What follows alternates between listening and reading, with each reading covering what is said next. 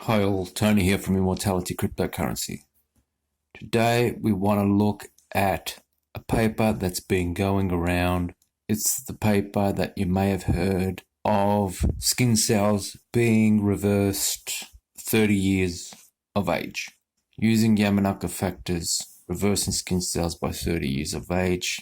It was done by the Babraham Institute that they developed a new technique for rejuvenating skin cells.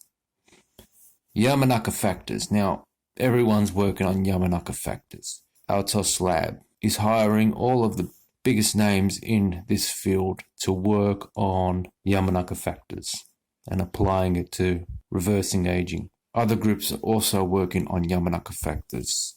Term Bio was one of the earliest to get onto this Yamanaka Factor therapy, and they have been working for many years now to develop an in vivo approach. While they might not be as well funded as Altos Labs, they are certainly one of the groups into this field, and there's several other groups. This one comes out of the UK. A jump through time new technique rewinds the age of skin cells by 30 years. The key points. Research from the Babraham Institute has developed a new technique for rejuvenating skin cells. This technique has allowed researchers to rewind the cellular biological clock by around 30 years, according to molecular measures significantly longer than previous reprogramming methods. The partially rejuvenated cells showed signs of behaving more like youthful cells in experiments simulating a skin wound. This research, although in early stages, could eventually have implications for regenerative medicine, especially if it can be replicated in other cell types.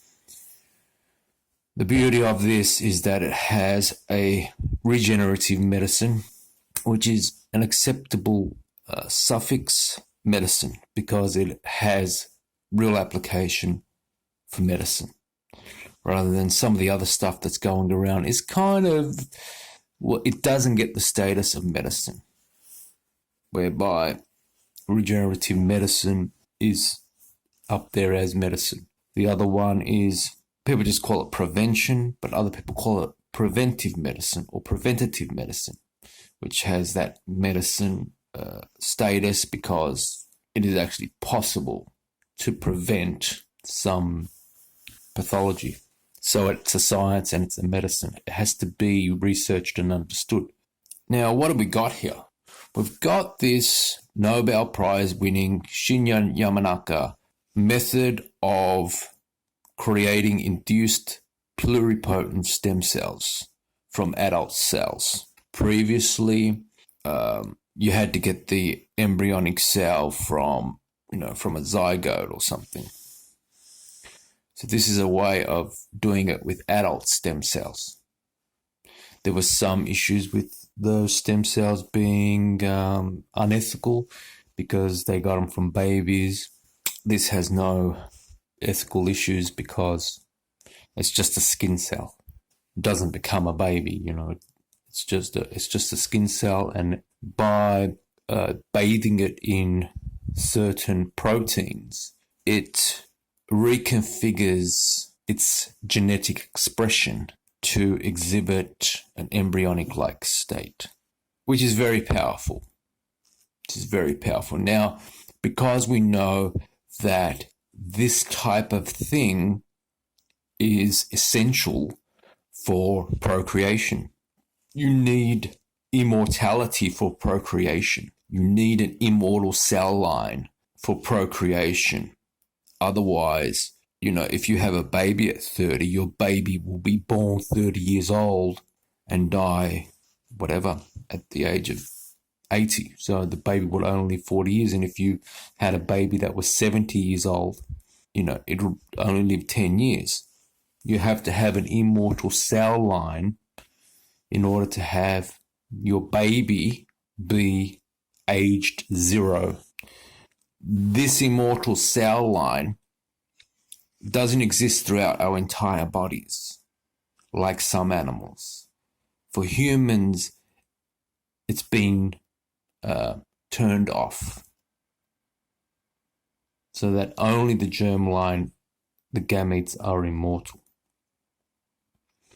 Why have they been turned off in the rest of the body? We suspect that it's energy intensive. To have a trillion cells, to have many trillions and trillions of cells, whatever, 50 trillion, 70 trillion, and to have several billion a day being replaced with embryonic cells would be energy intensive. And so evolution has forgone that in preference for just the procreation, having that immortal cell line. Because then you can have multicellular organisms and other theories. Research from the Babraham Institute has developed a method to time jump human skin cells by 30 years, turning back the aging clock for cells without losing their specialized function. Work by researchers in the Institute's epigenetics research program has been able to partly restore the function of older cells, as well as rejuvenating the molecular measures of biological age. The research is published today in the journal eLife, and whilst at an early stage of exploration, it could revolutionize regenerative medicine. What is regenerative medicine? As we age, our cells' ability to function declines and the genome accumulates marks of aging. Regenerative biology aims to repair or replace cells, including old ones. One of the most important tools in regenerative biology is our ability to create induced stem cells. The process is a result of several steps, each erasing some of the marks that make cells specialized. In theory, these stem cells have the potential to become any cell type, but scientists are yet to be able to reliably recreate the condition to redifferentiate stem cells into all cell types. So turning back time, the new method based on the Nobel Prize-winning technique scientists use to make stem cells overcomes the problem of entirely erasing cell identity by halting reprogramming part of the way through the process. This allows researchers to find the precise balance between reprogramming cells, making them biologically younger, while still being able to regain their specialized cell function. In 2007, Shinya Yamanaka was the first scientist to turn normal cells, which have a specific function, into stem cells, which have the special ability to develop into any cell type. The full process of stem cell reprogramming takes about 50 days using 4 key molecules called the Yamanaka Factors. The new method, this is a new method apparently, called maturation phase transient reprogramming, exposes cells to Yamanaka factors for just 13 days.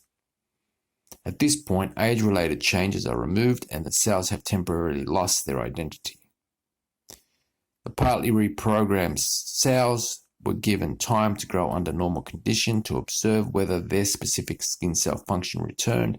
Genome analysis showed that cells had regained markers characteristics of skin cells, fibroblasts, and this was confirmed by observing collagen production in the reprogrammed cells. So one of the first person to bring this about was at the Salk Institute, and his name was Juan Carlos Izbisua Belmonte at the Salk Institute in Spain. He's gone to work with Altos Labs, but he was one of the first people to put this out. His team was one of the first people to put this out. He's into chimeras and creating these chimera things, which is a part of possibly making organs, replacement organs. Age isn't just a number. To show that the cells have been rejuvenated, the researchers looked for changes in the hallmarks of aging, as explained by Dr. Diljit Gill, a postdoc in Wolf Reich's lab at the Institute, who conducted the work as a PhD student. Our understanding of aging on a molecular level has progressed over the last decade, giving rise to techniques that allow researchers to measure age-related biological changes in human cells. We were able to apply this to our experiment to determine the extent to reprogram our new method achieved. So he was one of the first one at the Salk Institute to come out with it. Now, this group proposes that they have improved on that. That they're able to do it better than the original version, because this isn't about replicating what was done at the Salk Institute. This one is a slight improvement because there is a capacity to improve this therapy. It is suspected that germline, the immortal germline, and the method of maintaining that immortal germline is in every cell in your body, but it's not expressed. So we know that there are powerful things in the genome that we have not been able to fully express and control yet, if ever. Researchers looked at the multiple measures of cellular age. The first is the epigenetic clock, where chemical tags present throughout the genome indicate age. The second is the transcriptome, or the gene readouts produced by the cell. By these two measures, the reprogrammed cells match the profile of cells that were 30 years younger compared to reference datasets. The potential application of this technique are dependent on the cells not only appearing younger but functioning like young cells too.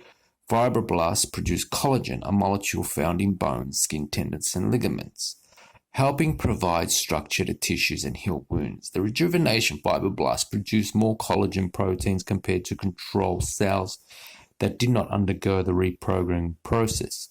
Fibroblasts also move into areas that need repairing. Researchers tested the partially rejuvenated cells by creating an artificial cut in a layer of cells in a dish. They found that their treated fibroblasts moved into the gap faster than older cells. This is a promising sign that one day this research could eventually be used to create cells that are better at healing wounds. So healing wounds is the medical application. A big medical application would be the healing of wounds and the quality of repair, because as aging proceeds, the body does not repair its wounds. It opts for fibrosis rather than repair. Why? It's unknown why, but the amount of collagen which is produced is minimal. Body doesn't want to produce collagen. It doesn't want to do high-level repair. It just patches things. And the older you get, the more patchwork you get. So this system falls out of homeostasis for some reason. And a measure of it, now if suddenly you've done this and the cells are producing more collagen, that means that the repairability, the repair of wounds will be higher level. That means you're not going to get wrinkles. Wrinkles, the science of wrinkles is that the repair is bad. The body's undergoing all of this repair and regeneration all the time, but it's doing it it's not full regeneration. Humans are not capable of fully regenerating. Human regeneration is vastly poorer than actual regeneration. So this limited repair means you get wrinkles because you're not getting the kind of matrix and the kind of collagen and the kind of repair that is perfect. It doesn't repair it perfectly. It repairs it. It produces less collagen. It won't repair the matrix fully. It'll sort of try and find an easy way out, and the result is wrinkles, and that's why you get wrinkles. You get wrinkles as you age because the body is not repairing things properly. It's deciding not to by some unknown reason. So if he says that he does this, and then there is a higher level of repair, that could mean that aging has actually been reversed. In future, this research may open up other therapeutic possibilities. The researchers observed that their method also had an effect on other genes linked to age-related diseases and symptoms. The APBA2 gene associated with Alzheimer's disease and the MAF genes with a role in the development of cataracts both showed changes towards youthful level of transcription. The mechanism behind the successful transient reprogramming is not fully understood and is the next piece of the puzzle to explore. The researchers speculate that key areas of the genome involved in shaping cell identity might escape the reprogramming process. Diljit concluded, our results represent a big step forward in our understanding of cell reprogramming. We have proved that cells can be rejuvenated without losing their function, and that rejuvenation looks to restore some function to old cells. The fact that we also saw a reverse of aging indicates in genes associated with diseases is particularly promising for the future of our work. Professor Wolf-Reich, who led the research, said, this work has very exciting implications. Eventually, we may be able to identify genes that rejuvenate without reprogramming and specifically target those to reduce the effects of aging. This approach holds promise for valuable discoveries that could open up amazing therapeutic horizon. We'll read the actual paper in the next video, but this is the whole Yamanaka factor thing. We know that this is what they can do. Okay, this has been presented to them through the Nobel Prize winning Yamanaka Factors and Belmont at the Salk Institute. But we know that their full regeneration capability as a therapy requires much more than just Yamanaka factors. Because we know that animals that have asexual animals that have full regeneration, proper regeneration, are exhibiting all of these other things. So what are they exhibiting as a therapy? They are exhibiting telomere maintenance. If they don't get wounded, their telomeres don't get maintained. They need to get wounded for the epigenome to express itself and then maintain the telomeres. So they get telomere maintenance. They're also masters at controlling their epigenome, which means they can rewind the clock on their biological age by reconfiguring their epigenome in a masterful way. We also know that they have embryonic stem cells. These embryonic stem cells float around in their body and they're dormant in their body. They're quiescent in their body. They're not producing cancer. They're not producing teratomas. But we know when a wound occurs, they either home in on the wound or they are called into the wound. And there is a process of differentiation into the mesenchyme and further differentiation into cells. And so that the repair becomes embryonic. What else are they doing? Some of them, it is supposed that they have genes. They have specific genes which makes them more resilient to certain things like cancer or other things, and possibly other mechanisms that are yet to be discovered. So that was a jump through time, new techniques, rewinds the age of cells, immortality cryptocurrency. We also are involved in reversing aging, and we intend to use these advances to reverse aging in humans. Okay, over and out. Bye-bye.